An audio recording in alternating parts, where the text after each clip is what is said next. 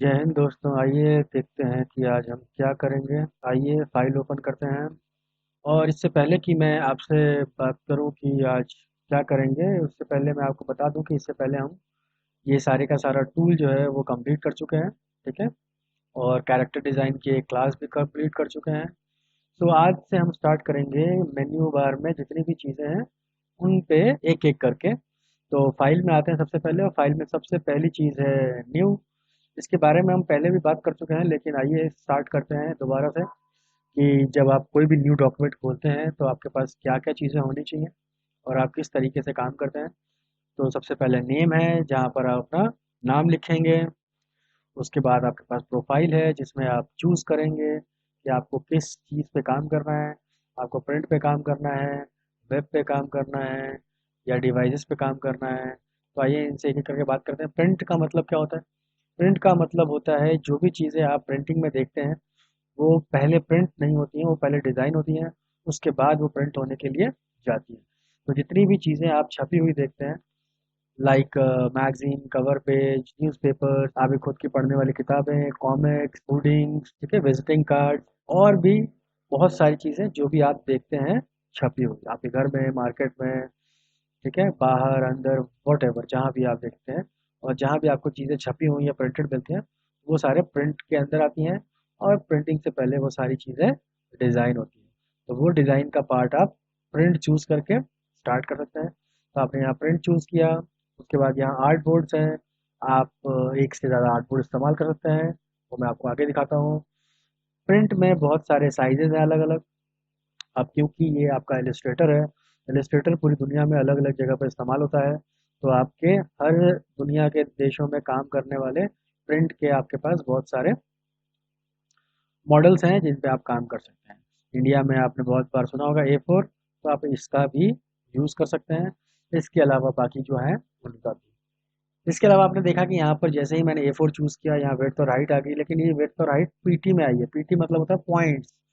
Unit points जो है वो इंडियन पार्ट में इस्तेमाल नहीं होती है।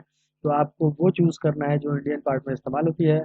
इसका मतलब इंचेस, मिलीमीटर या सेंटीमीटर, या आपका क्लाइंट जो कहता है आप उस यूनिट पे काम कर सकते हैं। मैं इंचेस पिक करता हूँ। अब आपको आज समझ में आएगा कि A4 साइज जो होती है उसका विड्थ 8.27 इंचेस और हाइट 11.69 इंचेस होती है। यहाँ से आप ओरिएंटेशन पिक कर सकते हैं। ओरिएंटेशन का मतलब होता है लैंडस्केप या पोर्ट्रेट मोड। तो हम एक बार पहले लैंडस्केप देखेंगे, फिर पोर्ट्रेट मोड देखेंगे। तो दोनों में से मैंने पहले पोर्ट्रेट मोड पिक कर लिया है। और ये है ब्लीड।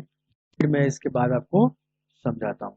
तो ना वो पहले हम बेसिक कंसेप्ट को करके ओके करते हैं फाइल, और आपके सामने एक फाइल खुल के आ गई जिसमें आपका ये पोर्ट्रेट मोड है और ये A4 साइज है। ठीक है। दूसरी बार फिर खोलते हैं एक बार फाइल। यहाँ पर कुछ चीज़ें छोड़ी थी हमने, जैसे आर्ट बोर्ड। आप आर्ट बोर्ड इंक्रीज करते हैं। मैंने 7 आर्ट बोर्ड कर दिए। बाकी सब चीज़ें वैसी की वैसी हैं। ठीक है। मैं ओरिएंटेशन बदलता हूँ और ओके करता हूँ। इस बार मैंने देखा कि मैं पहले एक आर्ट बोर्ड पे काम कर रहा था, अब मैं एक आर्ट बोर्ड से ज़्यादा आर्ट बोर्ड पे काम करता हूँ। तो डिपेंड करता है कि आपके पास किस तरह की डिज़ाइनिंग है। क्या सिंगल पेज डिज़ाइनिंग है या more than single page designing है, तो आप एक्स्ट्रा आर्ट बोर्ड भी क्रिएट कर सकते हैं। नाउ इसके बाद क्या है, आर्ट बोर्ड के कुछ पार्ट्स हैं जो आप देख सकते हैं। ये बाई ग्रिड, बाई कॉलम। अब सेकंड पार्ट है बाई कॉलम। आप देख सकते हैं पहले ये कुछ इस तरीके से दिखता था, अब ये कुछ इस तरीके से दिखता है।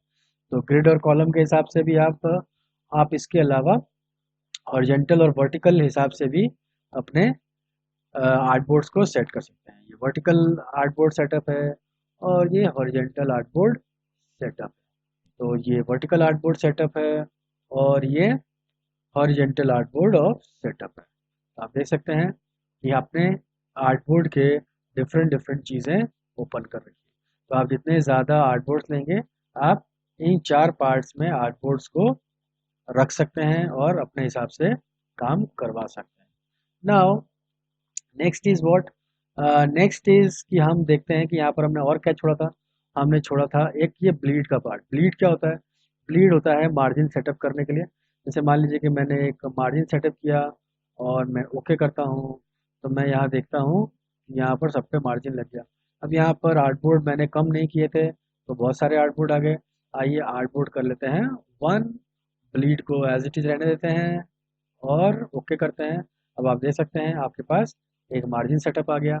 याद रखिएगा कि जब भी आप कोई भी चीज़ बनाते हैं तो आप जब मार्जिन लेते हैं तो आप अपना साइज ऐसे यहाँ तक नहीं रखते बोर्ड तक, बल्कि आप उसको इंक्रीज करके अपने मार्जिन लाइन तक कर देते हैं। बट आपको एक चीज़ का ध्यान रखना है कि जो आप इम्पोर्टेंट चीज़ें बनाते हैं वो आपको इसके अंदर रखनी है, और जो इम्पोर्टेंट नहीं है वो इसके बाहर रहेंगी।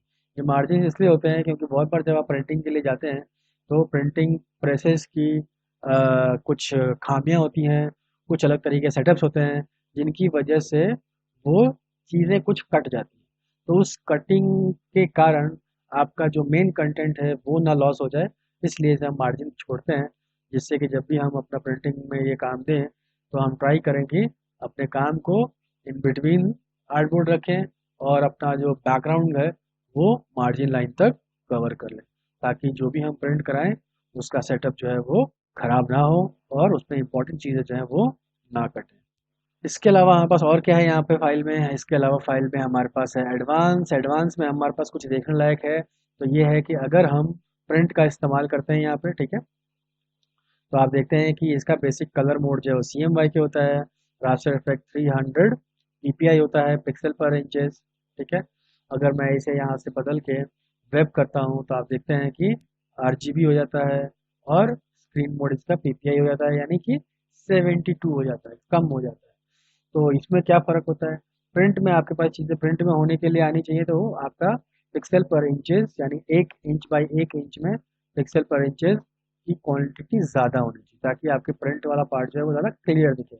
लेकिन वेब में क्या होता है, वेब में चीज़ें हम मोबाइल में या सिस्टम्स में, लैपटॉप्स में, टैब्स में, इन जगहों पे देखते हैं तो इनका स्क्रीन रेजोल्यूशन अच्छा होता है, जिससे कि अगर हम कम PPI पे भी काम करते हैं तो चीज़ें हमें क्लियर नज़र आती हैं। इस वजह से हम वेब में रास्टर इफेक्ट कम रखते हैं, ताकि फाइल का साइज़ हैवी ना हो, जिससे अपलोडिंग और डाउनलोडिंग जो है वो ज़्यादा तेज़ी से हो सके। अगर हम यही काम प्रिंट के लिए करेंगे तो प्रिंट में हमें अपलोडिंग डाउनलोडिंग में अगर इस साइज़ पे रहा 300 ppi पे तो थोड़ा ज़्यादा टाइम लगता है।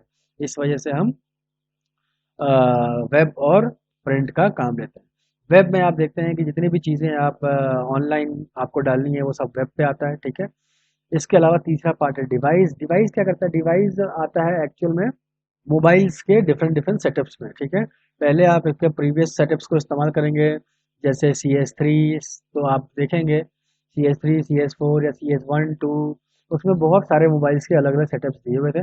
यहाँ थोड़े से कम हो गए हैं CS6 में, ठीक है। यहाँ iPad, iPhone, zoom and fire, nook, Galaxy 5S, sorry, Galaxy S। तो यहाँ पर बहुत सारे सेटअप्स आपके पास डिफरेंट डिफरेंट दिए हुए हैं, जैसे iPad, iPhone, zoom, fire, nook और गैलेक्सी S। इसके अलावा अगर आप प्रीवियस पुराने सेटअप्स में देखोगे तो वहाँ पर और ज़्यादा क्वांटिटी में आपके पास ये सेटअप्स मिल जाते थे। वहाँ नोकिया, सैमसंग, पैनासोनिक और जितने भी आपके छोटे छोटे मोबाइल्स हुआ करते थे उन सब के सेटअप्स यहाँ पर दिख जाया करते थे। धीरे धीरे ये चीज़ें कम होने लगी, क्योंकि अब जो है आपके पास मोबाइल में स्मार्टफोन्स आते हैं और स्मार्टफोन्स किसी भी तरीके के सेटअप्स को प्रेजेंट करने के लिए फ्रूटफुल है। लेकिन पहले जो फ़ोन्स आए थे वो सारे अलग अलग सेटअप्स आए थे, उनका स्क्रीन साइज और रेजोल्यूशन अलग अलग होता था, जिसकी वजह से हमें हर बार अलग चीज़ों के लिए, अलग फ़ोन्स के लिए अलग चीज़ें बनानी पड़ती थी। तो अगर आप डिवाइस पे काम करने जाते हैं फ़ोन सेटअप्स पे तो आप डिवाइसेस पे काम करेंगे। इसके अलावा हमारे पास क्या है, वीडियोज़ एंड फ़िल्म्स हैं। वीडियोज़ एंड फ़िल्म्स का मतलब क्या हुआ? वीडियोज़ एंड फ़िल्म अगर आप एडिटिंग का काम कर रहे हैं तो आपको ब्रॉडकास्टिंग यूनिट्स पिक करनी पड़ेंगी, ठीक है। आप चाहते हैं कि इलस्ट्रेटर में बनाई हुई कुछ चीज़ों का यूज़ आप अपने ब्रॉडकास्टिंग पार्ट में या एडिटिंग के पार्ट में करें, तो आपको ये साइजेस पिक करने पड़ेंगे, NTSC, पाल, HD, ठीक है। तो इस तरह की चीज़ें आप फ्यूचर में जब भी आप काम करना चाहते हैं, तो जब भी आप एडिटिंग का काम करेंगे या ब्रॉडकास्टिंग में चीज़ों का यूज़ करना चाहेंगे तो आपको इस्तेमाल करना पड़ेगा इन ब्रॉडकास्टिंग यूनिट्स को। तो ये है वीडियो एंड फिल्म्स के अंदर। अब बेसिक RGB जी, बेसिक RGB का मतलब होता है नॉर्मल पार्ट, जैसे हम वेब में भी इस्तेमाल करते हैं और बेसिक चीज़ों में भी इस्तेमाल करते हैं। इसमें ज़्यादा कोई ख़ास फ़र्क नहीं है।